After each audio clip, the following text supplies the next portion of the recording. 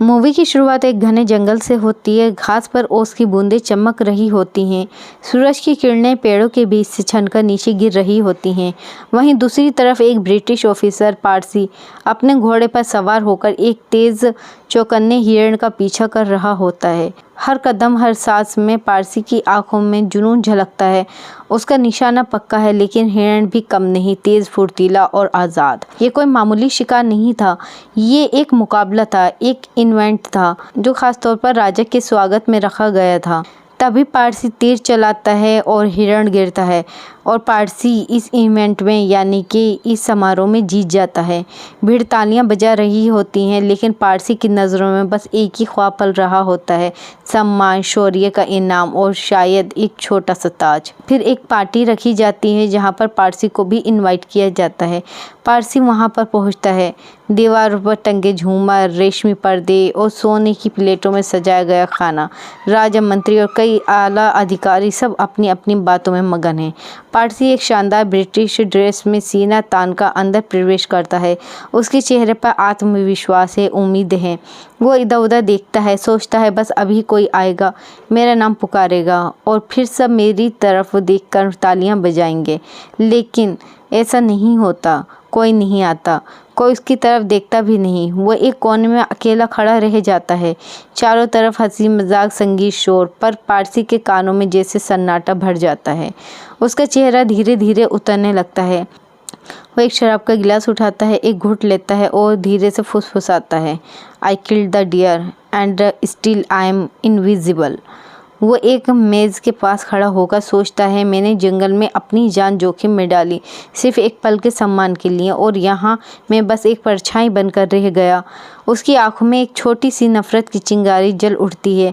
अब ये सिर्फ पार्टी नहीं, ये अपमान की शुरुआत हो चुकी थी। फिर 1 साल का समय गुजर जाता है। एक दिन पारसी से रॉयल जियोग्राफी सोसाइटी संपर्क करती है और पारसी को लंदन बुलाया जाता है। ये एक ऐसी सोसाइटी होती है जो जियोग्राफी पर रिसर्च करती है। लंदन जाकर पारसी को एक ऑफिसर मिलता है। वो बताता है 2 देशों के बीच वॉर शुरू होने वाली है और इन दोनों देशों के बीच घना अजन का जंगल पड़ता है और दोनों देशों के जंगल में कोई भी बाउंड्री नहीं है, और यही प्रॉब्लम सॉल्व करने के लिए ब्रिटिश गवर्नमेंट ने हमें चुना है। ऑफिसर आगे बताता है, अगर तुमने ये काम कर दिया तो जंगल से वापस आने पर तुम्हें काफ़ी पैसा दिया जाएगा, मगर ध्यान रहे ये जंगल बहुत ख़तरनाक है और ये इतना घना है कि सूरज की किरणें भी ज़मीन तक नहीं पहुँचती। पारसी थोड़ा सोचता है और आखिरकार वो अपने बीवी बच्चे के फ्यूचर के लिए ये काम करने के लिए तैयार हो जाता है। वो आखिरी बार अपनी बीवी बच्चों से मिलता है और जंगल के लिए निकल जाता है। सफ़र में पहले पारसी को एक शिप में जाना था।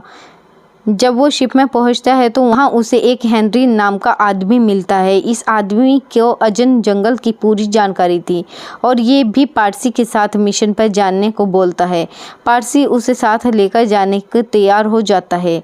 अब ये दोनों ख़तरनाक जंगल के सफ़र शुरू करते हैं। जैसे जैसे जंगल में आगे बढ़ते हैं, इनका सफ़र बहुत ही मुश्किल होता जा रहा था। इन्हें काफ़ी जंगली जानवरों का सामना भी करना पड़ रहा था। आगे चलते चलते ये दोनों एक कबीले तक पहुँचते हैं। कबीले का राजा यहाँ पर रबड़ का कारोबार करता था और इसने काफ़ी लोगों को गुलाम भी बनाया हुआ था। पारसी राजा को अपने मिशन के बारे में बताता है, मिशन को पूरा करने में मदद मांगता है। कबीले के राजा उसकी मदद करने के लिए तैयार हो जाते हैं। वे पारसी को कुछ ज़रूरी सामान, आदमी, 2 घोड़े और एक बोट भी देता है, जिससे पारसी काफ़ी खुश हो जाता है। अब ये ख़तरनाक दरिया को पार करते हैं। आगे जाकर इन्हें एक बोट दिखती है जिसमें एक आदमी बैठा हुआ था जो कि मरा हुआ था। ये देखकर पारसी और हेनरी काफ़ी घबरा जाते हैं। वो समझ जाते हैं कि आगे का सफ़र आसान नहीं होगा। दरिया पार करके वो रात को दरिया के किनारे रुकते हैं। पारसी अपनी वाइफ का लेटर निकालता है जो उसने पढ़ा नहीं था, बहुत दिनों से उसके पास ही रखा हुआ था। लेटर में पारसी को पता चलता है कि उसकी वाइफ को एक और लड़का हुआ है। ये पढ़कर पारसी काफ़ी उदास हो जाता है क्योंकि उसे लग रहा था कि आगे के सफ़र में शायद वो ज़िंदा ना बचे। आगे चलकर राजा का एक आदमी जो कि इन्हें रास्ता गाइड कर रहा था, वो पारसी को बताता है कि जंगल के पीछे एक सोने का पूरा शहर है। कुछ लोग इस सिटी को ढूंढने के लिए भी आए थे, मगर कुछ इस तक पहुंच नहीं पाए और कुछ कहीं गायब हो गए। कोई नहीं जानता वो कहाँ गायब हो गए, लेकिन ऐसा कहते हैं ढूंढने आए लोग कहीं गायब नहीं होते बल्कि इस शहर में रहने लगते हैं क्योंकि ये बहुत खूबसूरत है। पारसी को गाइड की बातें अजीब लगती हैं, वो उस पर ध्यान नहीं देता। इसके बाद ही ये अपना आगे का सफ़र करते हैं और ऐसे ही कई महीनों का सफ़र गुजर जाता है। आखिरकार ये लोग अपनी मंजिल तक पहुँचते हैं और जिस काम के लिए आए थे उस काम को करते हैं। पारसी के साथ साथ सभी लोग बहुत खुश थे क्योंकि ये लोग जंगल में रहते हुए भी यहाँ तक पहली बार आए थे। जब पारसी अपना काम कर रहा होता है तो उसे पत्थर के कुछ बर्तन और एक स्टैचू दिखता है। ये देखकर पारसी और हेनरी काफ़ी हैरान रह जाते हैं क्योंकि इतने घने जंगल में जहां आज तक कोई नहीं गया वहां बहुत पुरानी स्टैचू और बर्तन मिलना अजीब था। अब पारसी को गाइड की बताई हुई बातें सोने की सीटी वाली बात पर यकीन होता है। वह अपना काम पूरा करके वापस अपने शहर आता है। यहाँ पारसी के वापस आने पर मिशन पूरा होने की खुशी में एक बहुत बड़ी पार्टी रखी जाती है। जो पहले गुम हो गई थी अब मिल गए हैं। फिर पारसी बोलता है मैं इस सिटी को ढूंढने फिर से जंगल में जाऊंगा। ये सुनकर वहाँ पर मौजूद सभी लोग पारसी पर हंसने लगते हैं। पारसी सभी को एक लेटर दिखाता है जो कि एक सोल्जर ने लिखा था। लेटर में सोल्जर लिखता है कि हम एक ऐसी अनजान जगह पर आ गए हैं जहाँ पर हर तरफ बस सोना ही सोना है। पारसी आगे बताता है ये लेटर मेरी वाइफ को एक बहुत पुरानी लाइब्रेरी में मिला था।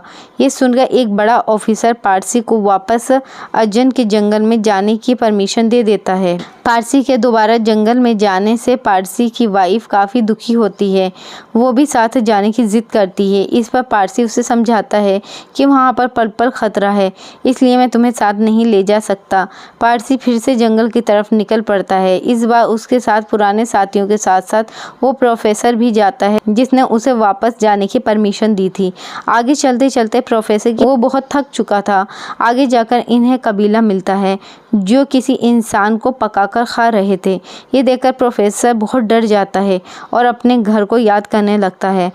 पारसी कबीले के सरदार से मिलता है और सोने की सिटी के बारे में पूछता है। इस पर कबीले का सरदार कहता है इसके बारे में हमें कोई जानकारी नहीं। आगे जाने पर तुम्हें एक और कबीला मिलेगा, शायद वो इसके बारे में जानते हो। पारसी आगे का सफ़र करने के लिए निकलता है। तभी प्रोफेसर की टांग में चोट लग जाती है और वो वापस जाने को बोलता है और वो बहुत रोता भी है। इस पर पारसी को बहुत ज़्यादा गुस्सा आता है। वो प्रोफेसर को अपना एक घोड़ा और कुछ खाने का सामान देकर वापस भेज देता है। अब ये आगे का सफ़र तय करते हैं। ऐसे ही इन्हें काफ़ी दिन गुजर जाते हैं और इनका खाना भी अब काफ़ी कम हो चुका था। आगे जाकर इन्हें एक रास्ता मिलता है जो कि पूरी तरह से बंद था। पारसी काफ़ी दुखी हो जाता है कि अब मुझे वापस खाली हाथ में ही जाना पड़ेगा। पारसी खाली हाथ वापस अपने शहर आ जाता है। वहाँ वही प्रोफेसर मीटिंग में कहता है पारसी ने मुझे बिना कुछ खाना दिए वापस भेज दिया और मैं भूख से मरते मरते बचा हूँ, इसलिए पारसी मुझसे माफ़ी मांगे। और ये सुनकर पारसी गोल्ड सिटी मिशन के लिए पूरी तरह से जोश में भर जाता है और वो फैसला करता है कि अगर वो वॉर में ज़िंदा बचा तो वो फिर से गोल्ड सिटी ढूंढने जंगल में जाएगा। इसके बाद वॉर शुरू हो जाती है और पारसी काफ़ी ज़ख्मी हो जाता है। पारसी से उसकी वाइफ और बेटा मिलते हैं। पारसी से वो काफ़ी नाराज़ थे क्योंकि पारसी ने कभी अपनी फैमिली को टाइम नहीं दिया, लेकिन अब पारसी का बेटा पारसी से माफ़ी मांगता है और दोनों में नाराज़गी दूर होती है। अब पारसी अपनी फैमिली के साथ रहने लगता है। तभी पारसी को एक कंपनी फिर से गोल्ड सिटी ढूंढने के लिए ऑफ़र करती है क्योंकि हर तरफ पारसी को बताई हुई गोल्ड सिटी की ही बातें हो रही होती हैं। कंपनी का आदमी बताता है तुम्हारे बेटे ने मुझे तुम्हारी सारी जानकारी दी है। पारसी अपने बेटे से मिलता है और अपने बेटे को कबीले के लोगों का दिया हुआ स्टोन का लॉकेट देता है। लॉकेट पारसी के बेटे को बहुत पसंद आता है और इस बार वो भी पारसी के साथ जाने को बोलता है। इस पर पारसी मना करता है। वो कहता है वहाँ पर कोई गारंटी नहीं कि गोल्ड सिटी है भी या नहीं। ये सफ़र बहुत ख़तरनाक है।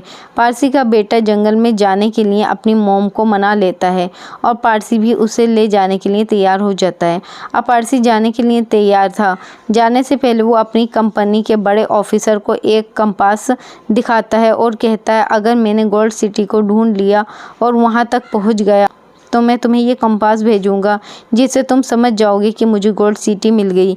पारसी जंगल में निकल जाता है और पूरे 3 साल तक वो अपने बेटे के साथ जंगल में आगे बढ़ता रहता है। फिर एक दिन इन्हें कुछ अनजान लोग पकड़कर ले जाते हैं जो कि किसी कबीले के लगते थे। कबीले के लोग पारसी को अपने सरदार के पास लेकर जाते हैं। पारसी सरदार को अपने बारे में सब कुछ बताता है। फिर रात को कबीले के लोग उसे एक जगह पर ले जाते हैं, कुछ पिलाते हैं जिसे पीकर इन्हें लगता है कि ये लोग इन्हें जहर देकर मारना चाहते हैं, लेकिन थोड़ी देर बाद ये दोनों बहुत सुकून में हो जाते हैं और फिर बेहोश हो जाते हैं। कबीले के लोग इन्हें उठाकर कहीं ले जाते हैं और ये दोनों कहीं गायब हो जाते हैं और ऐसे ही बहुत साल गुजर जाते हैं। पारसी की वाइफ कंपनी के ऑफिसर से मिलती है और कहती है वो पारसी को ढूंढने का मिशन चालू करें क्योंकि वो जिंदा है और गोल्ड सिटी तक पहुंच चुका है। वो ऑफिसर को पारसी का कपास दिखाती है जो कि पारसी ने ही अपनी वाइफ के पास भेजा था। कपास देखते ही ऑफिसर को भी यकीन हो जाता है कि पारसी जिंदा है और वो उसे ढूंढने के लिए मिशन चालू कर देता है। इसके साथ ही मूवी की यहीं पर एंड हो जाती है और पारसी और उसके बेटे की सिर्फ एक मिस्ट्री बनकर रह गई। मतलब कबीले के लोग वहाँ पर जाने वाले को कभी वापस नहीं आने देते या फिर वहाँ पर जाने वाले लोग कभी वापस आना ही नहीं चाहते। यानी पारसी और उसका बेटा गोल्ड सिटी तक पहुँच चुके थे, तो फिर वो कहाँ गए ये आप हमें कमेंट करके बताएं। अगर वीडियो अच्छी लगी है तो वीडियो को लाइक करें, चैनल को सब्सक्राइब करें। धन्यवाद।